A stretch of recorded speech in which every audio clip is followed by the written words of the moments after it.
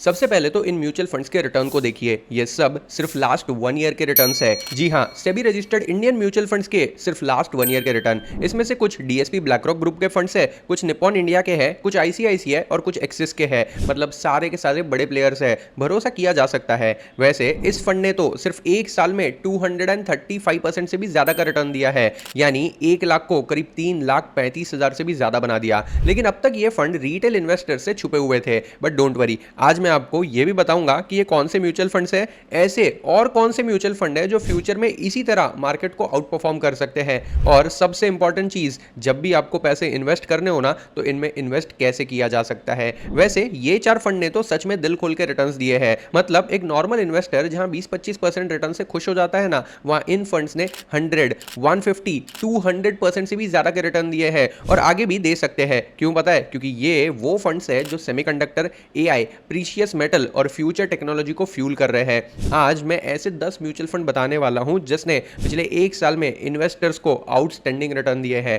पहला फंड मेरा फेवरेट है, इसलिए नहीं कि उसने 1 साल में 108% का रिटर्न दिया है, बल्कि इसलिए क्योंकि ये फंड दुनिया की सबसे बड़ी माइनिंग और मेटल कंपनीज में इन्वेस्ट करता है। ये सब वही कंपनीज है जो आयरन और कॉपर, गोल्ड, एल्यूमिनियम, जिंक और निकल प्रोड्यूस करती है। निफ्टी ने पिछले 1 साल में almost flat to negative return दिए हैं, लेकिन ये फंड ने मेरा दिल जीत लिया है क्योंकि ये फंड डीएसपी ग्रुप का फंड है जो करीब पिछले 13 सालों से एक्टिव है। 2013 में शुरू हुए इस फंड का करंट एनएवी करीब 36 रुपए चल रहा है और करंट एयूएम 171 करोड़ के आसपास है। एक्सपेंस रेशियो 1.60% है। रिस्क लेवल वेरी हाई है क्योंकि ये कमोडिटी साइकिल की एक डायरेक्शन को फॉलो करता है। जब डायरेक्शन अच्छी होती है तो रिटर्न्स बनते हैं, अदरवाइज ये फंड फ्लैट ही रहता है। एनएवी गिर भी सकती है। ये फंड आपके पोर्टफोलियो की कोर होल्डिंग नहीं है, लेकिन आपके टोटल पोर्टफोलियो में 5 से 10% का एलोकेशन रख सकता है।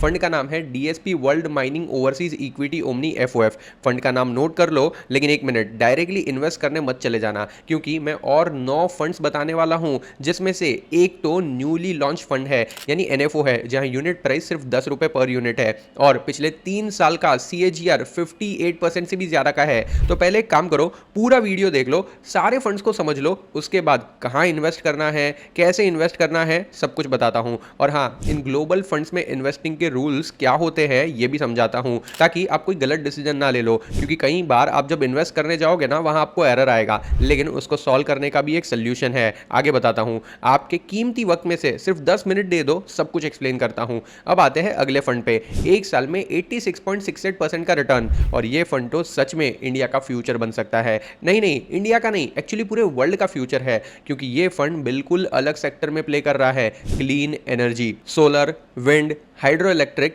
ईवी चार्जिंग, स्मार्ट ग्रिड, सब कुछ एक ही फंड में। क्रूड ऑयल के प्राइसेस आसमान छू रहे हैं। ऐसे में हर कंट्री अपने एनर्जी सोर्सेज को रिन्यूएबल एनर्जी पर शिफ्ट कर रही है। पिछले कुछ सालों में कई सारे सोलर स्टॉक को रॉकेट होते हुए आपने जरूर देखा होगा, और इस फंड की अंडरलाइंग कंपनीज अमेरिका की लार्जेस्ट रिन्यूएबल कंपनी है। फंड का नाम है DSP global clean energy overseas equity omni FOF. NAV करीब 32 रुपए चल रहा है। एयूएम 104 करोड़ है। एक्सपेंस रेशियो 1.72% है डायरेक्ट प्लान में। अब एक इंपॉर्टेंट बात, ये फंड ईएसडी ड्रिवन पोर्टफोलियो है, मतलब जो कंपनीज एनवायरमेंटल स्टैंडर्ड्स को मीट नहीं करती है ना, उन्हें एक्सक्लूड करता है। इसका मतलब रिटर्न्स थोड़े कंजर्वेटिव हो सकते हैं compare to pure mining players, लेकिन पोर्टफोलियो क्वालिटी हमेशा हाई होती है। मोस्ट ऑफ द टाइम इसमें ब्लू चिप कंपनीज ही होती है। अगर आप 2000 रुपए पर मंथ इन्वेस्ट करना चाहते हो किसी इमर्जिंग ग्लोबल मेगा ट्रेंड में, क्लीन एनर्जी एक सीरियस कंसिडरेशन है। अगेन, आंख बंद करके पैसे इन्वेस्ट मत करना क्योंकि आगे इससे भी अच्छी अपॉर्चुनिटीज है। अगला फंड एक्सिस म्यूचुअल फंड से है, जिसने पिछले 1 साल में 66.92% का रिटर्न दिया है। यह फंड चाइना रिकवरी स्टोरी का सबसे बड़ा डायरेक्ट प्लेयर है जो इंडियन रिटेल इन्वेस्टर के पास अवेलेबल है। अलीबाबा, टेंसेंट, बीवाईडी, सीएटीएल, ये सारी वही कंपनीज है जिसने 2024-25 में बेजिंग के स्टिमुलस पैकेज का बेनिफिट लिया, प्रॉपर्टी सेक्टर स्टेबलाइजेशन और एआई पुश का डायरेक्ट बेनिफिट उठाया। गोल्डमैन सैच ने 2024 में चाइना इक्विटी मार्केट को most undervalued valued large market कहा था, और जो लोग ने तब वहां इन्वेस्ट किया ना, उनका पैसा 66% ग्रो कर गया। एनएवी करीब 13 रुपए है। एयूएम 3000 करोड़ से भी ऊपर है। इस लिस्ट के सारे फंड्स में से सबसे बड़ा एयूएम इसी का है, जो ये बताता है कि इंस्टीट्यूशनल मनी ऑलरेडी यहां इन्वेस्ट हो रही है।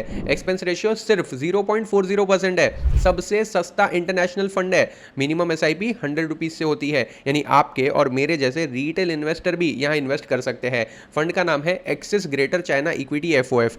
टेक और एआई में अगर यूएस को कोई टक्कर दे सकता है ना, तो वो सिर्फ और सिर्फ चाइना ही है, और सेबी रेगुलेटेड वे से आप चाइना में इन्वेस्ट कर सकते हो। ये फंड एक जबरदस्त कंसिडरेशन है, लेकिन यहाँ रिस्क हाई है, तो सोच समझ कर इन्वेस्ट करना। अब सबसे इंपॉर्टेंट चीज, जब भी आप किसी स्टॉक या म्यूचुअल फंड में इन्वेस्ट करते हो ना, तो आपका पैसा एक रूट के थ्रू इन्वेस्ट होता है, ओवरऑल कैपिटल मार्केट की ग्रोथ को फ्यूल करता है। और अगला फंड एक ऐसा ही फंड है जो इस पूरी ग्रोथ को फ्यूल करता है। सिर्फ 10 रुपए पर यूनिट के एनएवी के साथ एक न्यू फंड ऑफर है। एक ऐसा फंड जो हर mutual fund, broking companies, stock exchanges और वेल्थ मैनेजमेंट कंपनीज की ग्रोथ में पार्टिसिपेट करता है। जब भी आप कोई स्टॉक बाय करते हो या एसआईपी स्टार्ट करते हो या आईपीओ में इन्वेस्ट करते हो, कोई ना कोई कंपनी उस ट्रांजैक्शन से पैसा कमाती है। BSE, MCX, HDFC AMC, angel one, CDSL, ये सब लोग आपके कैपिटल मार्केट इन्वेस्टमेंट्स को स्मूथ भी बनाते हैं और उससे पैसे भी कमाते हैं। तो सीधी सी बात है, अगर इंडिया में इन्वेस्टिंग बढ़ती रहेगी तो ये कंपनीज भी बढ़ती रहेगी। इंडिया का म्यूचुअल फंड एयूएम सिर्फ 10 साल में 10 लाख करोड़ से 76 लाख करोड़ तक पहुंच चुका है, यानी ऑलमोस्ट 7 गुना की ग्रोथ दिखाई है। एसआईपी फ्लोज 43,000 करोड़ से बढ़ के 3.5 लाख करोड़ एनुअली हो चुके हैं, और इंडिया का म्यूचुअल फंड पेनिट्रेशन अभी भी जीडीपी का 20% ही है, जबकि ग्लोबल एवरेज करीब 64% है। मतलब ग्रोथ का असली गेम अभी तो सिर्फ शुरू हुआ है। और अगर इस पूरी ग्रोथ का सीधा फायदा उठाना चाहते हो ना, तो axis Nifty capital market index fund सबसे बेस्ट है। ये fund BSE, MCX, HDFC AMC, CDSL, angel one जैसे कैपिटल मार्केट की बैकबोन कंपनीज में इन्वेस्ट करता है। वो कंपनीज जो इंडिया की हर इन्वेस्टमेंट एक्टिविटी से डायरेक्ट बेनिफिट करती है। मार्केट ऊपर हो या नीचे, इनकी कमाई हमेशा चलती रहती है। Nifty capital markets total return index ने पिछले सिर्फ एक महीने में 17.75% का पॉजिटिव रिटर्न दिया है, और पिछले 5 सालों में 31.9% का एनुअलाइज रिटर्न दिया है, जबकि निफ्टी 500 ने सेम पीरियड में सिर्फ 12% का रिटर्न दिया है। Axis Nifty capital market index fund का एनएफओ 4 मई से लेकर 15 मई 2026 तक ओपन है। मिनिमम इन्वेस्टमेंट सिर्फ 100 रुपीज है। हाँ, एक चीज याद रखना, ये एक थेमैटिक फंड है, यानी हाई रिस्क फंड है। ये उन्हीं लोगों के लिए है जो लॉन्ग टर्म वेल्थ क्रिएशन के लिए तैयार है। वैसे ये कोई रिकमेंडेशन नहीं है, लेकिन मुझे पर्सनली ये फंड सही लग रहा है। अगले फंड की खास बात ये है कि ये किसी एक सेक्टर में कन्फाइंड नहीं है, ये एक हाइब्रिड प्ले है। एक तरफ क्रिटिकल मेटल्स है जो ईवी रेवोल्यूशन के लिए चाहिए होते हैं, जैसे कि copper, lithium, uranium, cobalt, aluminium etcetera. दूसरी तरफ traditional oil and gas giants है, Exxon Mobil, Chevron Corporation, ConocoPhillips, Shell, Total Energies. ये सब कॉम्बिनेशन डेलिबरेटली बनाए गए हैं, यही अजम्पशन से कि पूरी दुनिया एक एनर्जी ट्रांजिशन में है, जो कि सच भी है। नए फ्यूल्स आ रहे हैं, लेकिन पुराने फ्यूल्स अभी भी अगले 5-10 सालों के लिए क्रिटिकली इंपॉर्टेंट रहने वाले हैं। दोनों साइड से रिटर्न्स कैप्चर कर सकते हो। एक साल में इस फंड ने 78.16% का रिटर्न दिया है। और सबसे इंटरेस्टिंग बात, इस लिस्ट के सारे फंड्स में इसका एक्सपेंस रेशियो बहुत कम है, 0.53% है डायरेक्ट प्लान में। मतलब आपका ज्यादा पैसा काम करता है, फंड हाउस के पॉकेट में कम जाता है। फंड का नाम है ICICI prudential strategic metal and energy equity FOF. अगर आपको फ्यूचर में एनर्जी सेक्टर से पैसा कमाना है तो ये ग्लोबल फंड अच्छा फंड है। ये फंड उनके लिए आइडियल है जो एक ही थेमैटिक बेट नहीं लेना चाहते हैं, जो लोग एनर्जी ट्रांजिशन का पूरा स्पेक्ट्रम कवर करना चाहते हैं, बिना ये डिसाइड किए कि फ्यूचर की एनर्जी सिर्फ ग्रीन होगी या ऑयल भी रिलेवेंट रहेगा। फंड खुद ये बैलेंस हैंडल करता है। टाइम के साथ साथ ये लोग भी अपनी होल्डिंग चेंज करते रहेंगे, लेकिन फिर भी याद रखना ये वेरी हाई रिस्क वाली कैटेगरी वाला फंड है, क्योंकि कमोडिटी प्राइसेस वॉलेटाइल होते हैं। क्रूड ऑयल के प्राइसेस की वॉलेटिलिटी आपने ऑलरेडी देखी है। एक साल में एक्सेप्शनल रिटर्न भी दिया है, लेकिन गारंटी नहीं है कि यही सेम चीज आगे भी रिपीट होगी। अब आते हैं उस म्यूचुअल फंड पे जिसने सारे रिकॉर्ड्स को ब्रेक कर दिया है।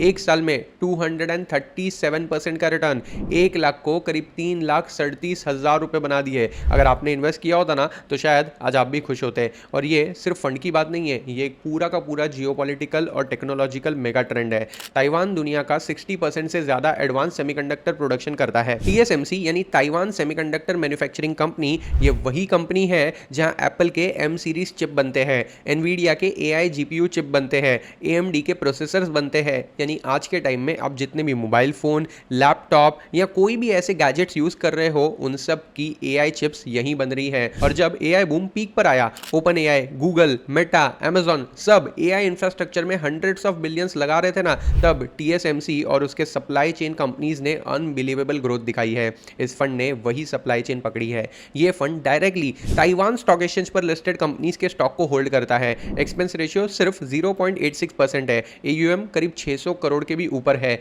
फंड का नाम है Nippon India Taiwan equity fund. NAV करीब 37 रुपए है। लेकिन एक चीज याद रखना, अगर सेमीकंडक्टर सेक्टर में इन्वेस्ट करना है, थेमेटिकल बेट लेनी है, तो ये फंड जबरदस्त है। ये फंड उन इन्वेस्टर्स के लिए है जो बिलीव करते हैं कि AI और सेमीकंडक्टर रेवोल्यूशन अभी सिर्फ शुरू हुआ है, और जो उस रेवोल्यूशन के हार्डवेयर बैकबोन में इन्वेस्ट करना चाहते हैं ना, उनके लिए ये फंड सच में कंसीडर करने लायक है। लेकिन एक रिमाइंडर भी दे दूं, ताइवान में जियोपॉलिटिकल रिस्क रियल है। सेमीकंडक्टर स्टॉक साइक्लिकल होते हैं। 237% का रिटर्न सिर्फ पिछले एक साल में एक्सेप्शनल ईयर था। इसको कोर होल्डिंग बनाना गलत होगा। हो सकता है कि आप हाई पे एंट्री ले रहे हो और फिर फंस जाओ। एक हाई कन्विक्शन थेमेटिक सैटेलाइट बेट ले सकते हो। सिर्फ अपने पोर्टफोलियो का 5 से 10% एलोकेशन यहाँ कर सकते हो, और वो भी SIP फॉर्म में करो तो सबसे बेस्ट है। लॉन्ग टर्म के लिए पेशेंस के साथ इसे होल्ड कर सकते हो। सेमीकंडक्टर और AI सेक्टर की ग्रोथ का फायदा इस फंड को डायरेक्टली या इनडायरेक्टली जरूर मिलेगा। अगले फंड ने सिर्फ एक साल में 83.29% का रिटर्न दिया है, और किसी ने इसके बारे में बात भी नहीं की है। यह फंड एक साथ 5 इमर्जिंग इकोनॉमीज में इन्वेस्ट करता है: China, India, Brazil, south Korea और इंडोनेशिया। JP मॉर्गन के flagship emerging market opportunities fund के थ्रू। मतलब JP मॉर्गन की रिसर्च, JP मॉर्गन के फंड मैनेजर्स और JP मॉर्गन का ग्लोबल नेटवर्क, सब कुछ आपको सिर्फ 100 रुपीज़ की SIP में मिल जाएगा।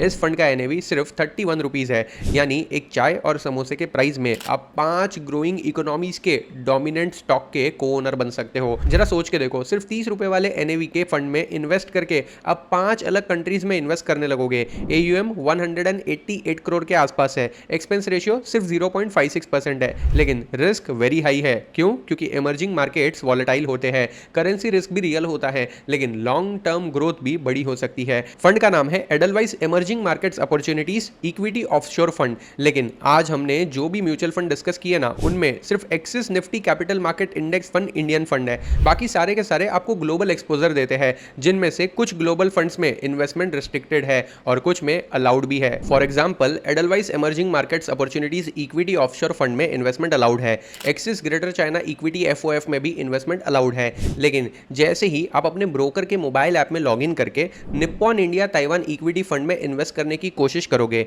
या फिर DSP world mining overseas equity omni FOF में इन्वेस्ट करने की कोशिश करोगे ना, वहां इन्वेस्टमेंट नहीं हो पाएगी। वहां आपको इन्वेस्टमेंट सस्पेंडेड ये एरर आने लगेगा। पर सवाल यह है, आखिर इंडियन इन्वेस्टर्स को ग्लोबल म्यूचुअल फंड में फ्रीली इन्वेस्ट क्यों नहीं करने दिया जा रहा है? क्या ये फंड्स रिस्की है, या फिर गवर्नमेंट को फॉरेन मार्केट्स पर भरोसा नहीं है? वेल, रियलिटी एक्चुअली कुछ और ही है। इंडिया में कई सारे इन्वेस्टर्स को लगता है कि इंडियन गवर्नमेंट हमें फॉरेन में इन्वेस्ट करने से रोक रही है। वेल, ऐसा नहीं है। इंडिया में म्यूचुअल फंड्स के थ्रू ओवरसीज इन्वेस्टमेंट पर एक ओवरऑल लिमिट लगाई गई है। मतलब इंडियन म्यूचुअल फंड इंडस्ट्री सिर्फ एक सर्टेन अमाउंट ही फॉरेन मार्केट्स में इन्वेस्ट कर सकती है। ये लिमिट RBI और सेबी डिसाइड करते हैं। और जब 2021-22 में US मार्केट का नैस्डैक का क्रेज बूम हुआ था ना, तब इंडियंस ने एग्रेसिवली ग्लोबल म्यूचुअल फंड्स में पैसा डालना स्टार्ट कर दिया था। इसका रिजल्ट क्या हुआ पता है? इंडस्ट्री ऑलमोस्ट अपनी ओवरसीज इन्वेस्टमेंट लिमिट टच कर चुकी थी। उसके बाद क्या हुआ? AMCs ने अपने सारे इन्वेस्टमेंट्स को रोक दिया। कोई भी बंदा फ्रेश इन्वेस्टमेंट नहीं कर पा रहा था, ना ही लमसम और ना ही SIP।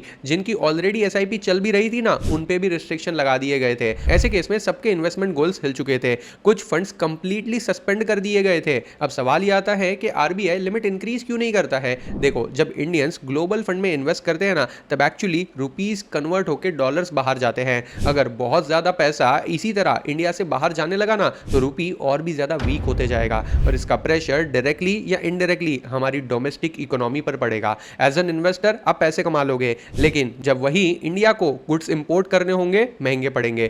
फॉरेक्स रिजर्व पर प्रेशर आ सकता है, करेंसी वॉलेटिलिटी इंक्रीज हो सकती है। इसीलिए इसीलिए आरबीआई कैपिटल आउटफ्लो को कंट्रोल में रखना चाहता है। इंपॉर्टेंट बात यह समझना है कि रिस्ट्रिक्शन का मतलब यह नहीं है कि ग्लोबल म्यूचुअल फंड खराब है। एक्चुअली ग्लोबली डाइवर्सिफाई करना काफी स्मार्ट स्ट्रेटजी हो सकती है, क्योंकि जिस वक्त इंडियन मार्केट नहीं चलेंगे ना, तब भी ग्लोबल मार्केट से रिटर्न बनते रहेंगे। इंडिया के बाहर भी कई सारी ग्रोथ अपॉर्चुनिटीज अवेलेबल है, करेंसी डाइवर्सिफिकेशन भी होता है और आप इनडायरेक्टली बड़ी बड़ी companies like Apple, Nvidia, Microsoft जैसे जायंट्स में एक्सपोजर ले सकते हो। तो इशू फंड का नहीं है, इशू है इंडिया की ओवरसीज इन्वेस्टमेंट लिमिट का। और अगर फ्यूचर में आरबीआई लिमिट इंक्रीज करता है तो हो सकता है कि ये रिस्ट्रिक्शंस रिमूव हो जाए। तब तक इन्वेस्टर्स को अवेलेबल हेडरूम और एएमसी रूल्स के अकॉर्डिंग ही इन्वेस्ट करना पड़ेगा। लेकिन मेरे पास एक ऐसा रास्ता है जिससे आप ये लिमिट को लीगली बाईपास कर सकते हो, ग्लोबल फंड में इन्वेस्ट भी कर सकते हो और बड़ी से बड़ी कंपनीज के शेयर होल्डर भी बन सकते हो। इस वीडियो में मैंने हाई रिटर्न्स डिलीवर करने वाले 10 इंडियन और ग्लोबल ईटीएफ और उनमें इन्वेस्ट करने की स्टेप बाय स्टेप प्रोसेस भी बताई है। I repeat, 100% legally and government approved and compliant तरीका है।